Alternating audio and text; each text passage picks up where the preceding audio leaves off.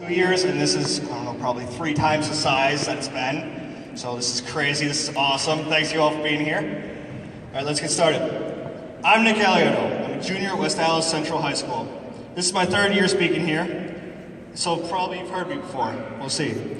I was born on September 14th, 1998. In my first 8 weeks of life, I had 13 visits to either the doctor, urgent care, or an emergency room. This included a 3-day hospital stay because of an uncontrollable fever of 104. During those first 8 weeks, I had several spinal taps, ultrasounds, CT scans, MRIs, bone marrow biopsies, a liver biopsy, and way too many blood tests to count. At one point, my veins were so hard to find that they had to put an IV into the vein in my head. It's crazy. The doctors at Children's Hospital were baffled until one oncologist remembered that a colleague of hers from the University of Minnesota Hospital was doing research into a rare blood disease. She contacted him in his home country of the Netherlands. She sent him all of my test results, and after a conference call, they came to my diagnosis.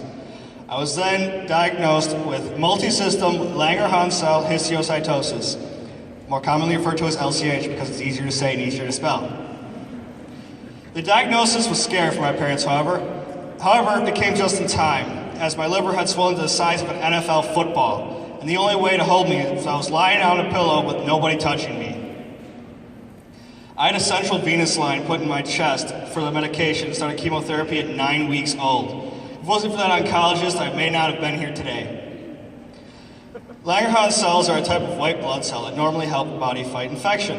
In LCH, too many Langerhans cells are produced and build up in certain parts of the body where they can form tumors or damaged organs.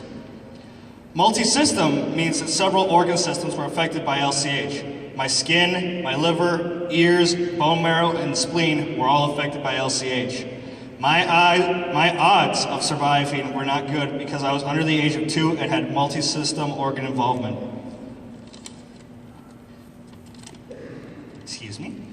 This past June, the National Cancer Institute now recognizes LCH as a cancer. This may help with research and finding a cure. I still have some medical concerns that frequently come up, which seems to be related to my immune system being destroyed during the treatment I received. But I've been diagnosed with Henoch-Schlein-Purpura, I still can't pronounce that, more commonly referred to as HSP, and possibly juvenile arthritis. HSP is a disease involving inflammation of the small blood vessels. The inflammation causes blood vessels in the skin, intestines, kidneys, and joints to start leaking. The first semester of school, I missed over 30 days. I had to drop out of cross country and didn't even make it to join the swim team this year. I had frequent headaches, stomach aches, nausea, and strep throat twice, and lost close to 15 pounds. All I wanted to do was sleep.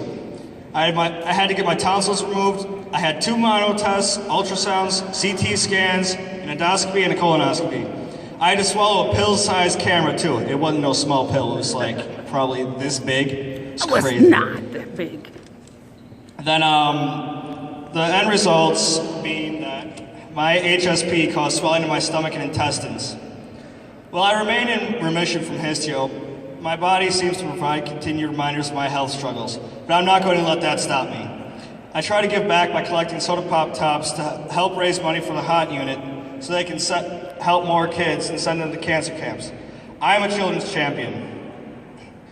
I also, for the last 4 years, have joined the walking tradition of hundreds of people heading down to Bradford Beach on January 1st. Then, at noon, a loud bell is rung and everyone runs into Lake Michigan. I decided that I would do it and raise money for histiocytosis at the same time. It's fun.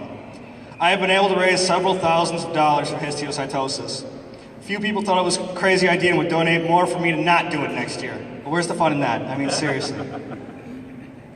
It's all worth it if I can help in finding a cure so that no other child has to go through what myself and others have. We're very lucky to have such a great hospital right here in my backyard. They not only take care of they not only take care of the patients, but the whole family too. Thank you all for doing such great things to support such a great place.